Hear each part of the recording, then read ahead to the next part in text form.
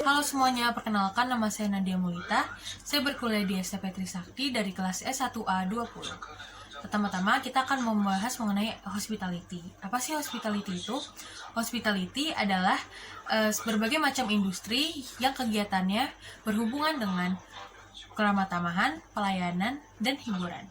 Nah, industri hospitality ini juga memiliki berbagai jenis, seperti F&B, penginapan, rekreasi, dan travel and tourism. Nah, pada kali ini saya akan membahas mengenai penerapan metode rumus ABBA terhadap industri hospitality, terutama bidang hotelan. Pertama-tama, apa sih ABBA itu? Nah, ABBA itu sendiri merupakan singkatan dari amati, bertanya, berdiskusi, dan analisis.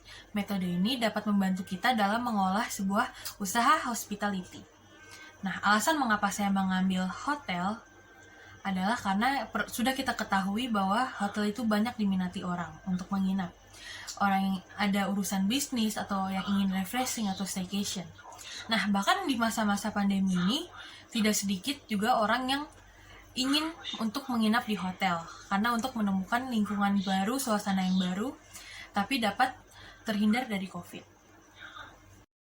Selanjutnya, mari kita amati dan identifikasi bidang hotel ini dengan metode ABBA. Yang pertama adalah amati. Dengan mengamati, kita memerlukan 5 panca indera kita. Ada mata, telinga, hidung, lidah, dan tangan. Untuk mata pertama. Nah, mata itu kita dapat melihat apakah lokasi yang kita pilih strategis atau tidak. Terus kita juga bisa melihat apakah usaha kita nanti memiliki peluang di lokasi tersebut. Lalu kita juga bisa melihat apakah ada pesaing di daerah tersebut. Lalu dengan menggunakan telinga. Di telinga ini kita bisa mendengar dari 2 sisi, yaitu staf dan tamu. Nah, dari staf dan tamu ini mereka dapat menceritakan pengalaman selama bekerja ataupun menginap di hotel tersebut. Apakah ada masukan atau tidak. Lalu dengan mendengar kita juga bisa mengidentifikasi apakah di wilayah tersebut jauh dari keramaian sehingga bisa terhindar dari polusi suara atau tidak. Lalu yang ketiga dengan menggunakan hidung. Kita bisa mencium aroma di lingkungan tersebut, apakah udaranya sudah tercemar sehingga membuat tamu tidak nyaman atau masih bagus. Lalu dengan hidung kita juga bisa memilih aroma yang tepat untuk di hotel sehingga staf dan tamu itu bisa nyaman selama berkegiatan di hotel tersebut. Lalu ada lidah. Nah, lidah kita gunakan untuk merasakan rasa-rasa yang ada di menu di restoran hotel tersebut. Lalu juga lidah juga berfungsi sebagai menjadi pembanding restoran-restoran yang ada di sekitar hotel tersebut. Lalu yang terakhir adalah tangan. Nah, dengan tangan kita dapat mengetahui apakah benda tersebut nyaman atau tidak untuk digunakan oleh tamu, seperti selimut, backdrop, dan handuk. Apakah kasar sehingga membuat tamu tidak nyaman atau halus sehingga membuat tamu itu nyaman. Lalu dengan tangan juga kita bisa mengetahui apakah kamar tersebut tuh berdebu atau sudah bersih.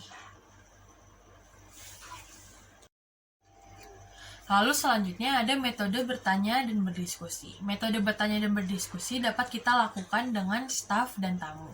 Untuk tamu dapat kita berikan semacam feedback form yang dapat mereka isi sesuai dengan apa yang mereka rasakan selama menginap.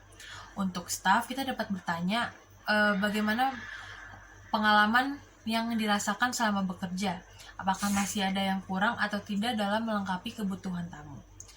Jika sudah bertanya, maka kita akan berdiskusi bagaimana cara yang tepat atau langkah-langkah tepat yang dapat kita pilih untuk hotel tersebut. Lalu, metode terakhir adalah metode analisa. Setelah kita melakukan metode amati, bertanya, berdiskusi, kita dapat menganalisa hasil-hasil yang didapatkan dari terapan-terapan tersebut. Apakah sudah baik atau masih ada yang kurang? Jika masih ada yang kurang, kita dapat menjadikannya acuan lagi ke depannya agar hotel kita semakin baik lagi. Sekian penjelasan dari saya kali ini. Sekiranya penjelasan saya dapat membantu kalian yang ingin membuat usaha hospitality. Terima kasih.